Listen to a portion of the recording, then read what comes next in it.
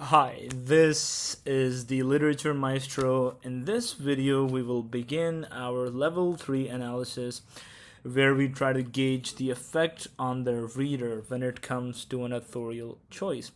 To be a good analyst of literature and passages in general, you need to be able to figure out how a broader audience would feel about the choice or choices that the author has made. In some sense, this is the antithesis of the association inference, because here we are concerned with how the audience as a whole will be affected by an authorial choice rather than gauging our own associations. Like always, I will provide template and practice problems so that we can master this skill by the end of the video. So with that, let us begin.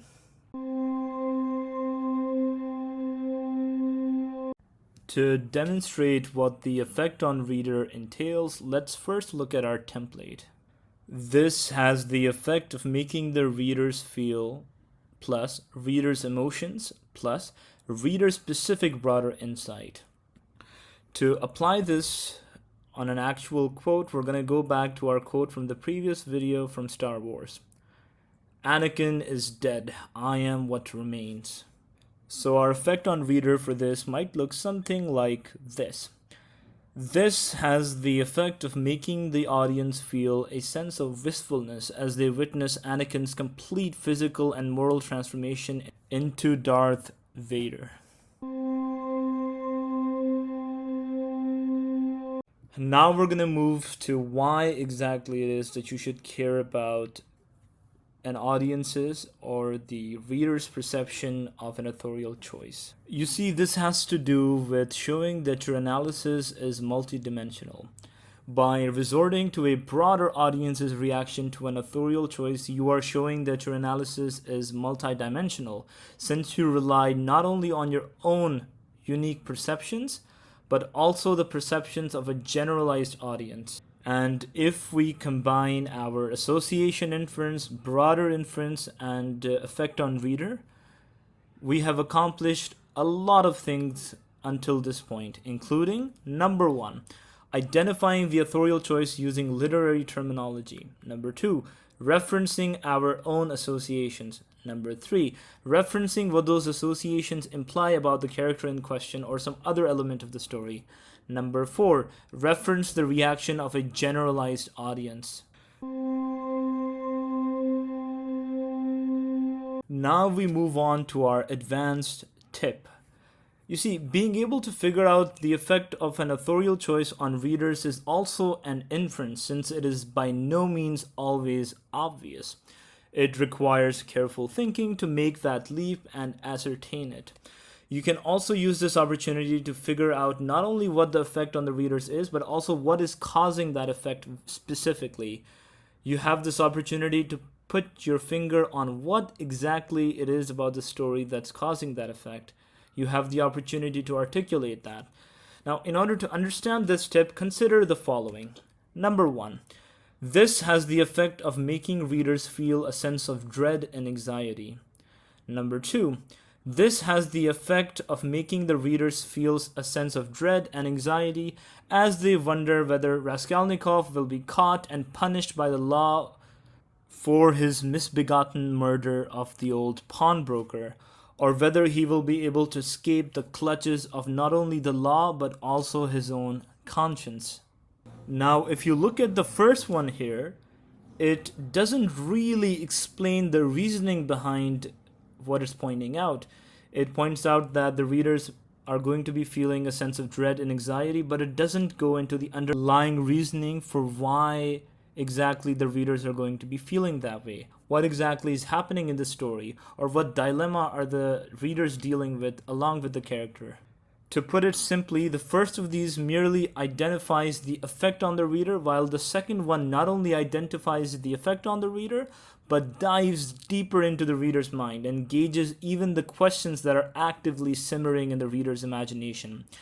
By writing your effect on the reader in this manner, you can make your analysis far more impressive and profound. Here we have also teased a thematic idea from the book, Crime and Punishment. The law versus one's own conscience. This also shows that your understanding of the effect of the reader is rooted in the underlying ideas of the book rather than just a shallow guess about the reader's state of mind. With that, let's move on to our first practice problem.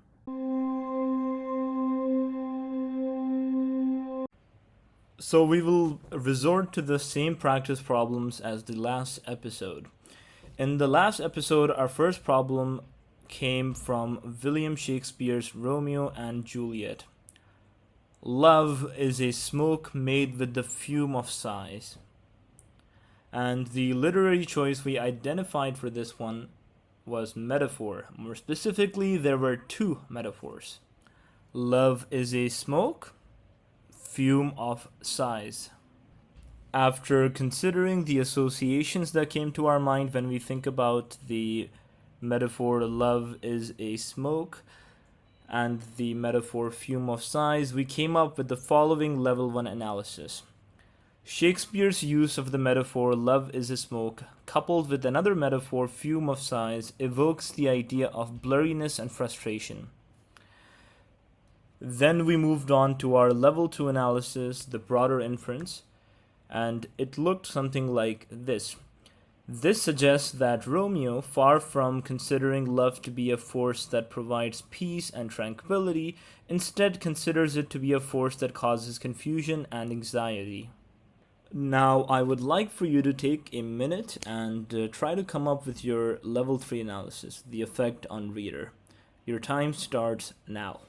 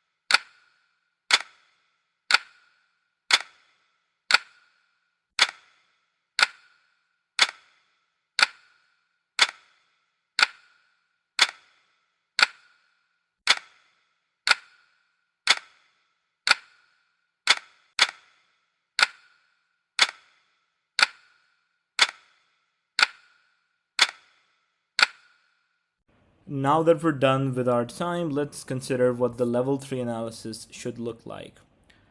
This has the effect of making the readers feel a sense of curiosity as they wonder whether Romeo's belief in the transient nature of love will be vindicated or proven false. Now, with that, let us move on to our second practice problem.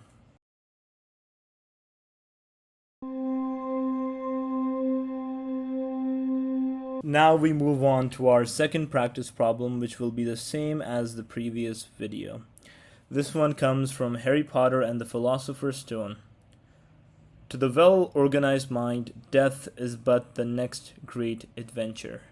The authorial choice we identified in our previous episode was metaphor. Death is being compared to an adventure. And then we came up with the following level 1 analysis. Rowling's use of the metaphor death is the next great adventure evokes the idea of excitement and discovery. We followed that up with the level 2 analysis, which looked something like this.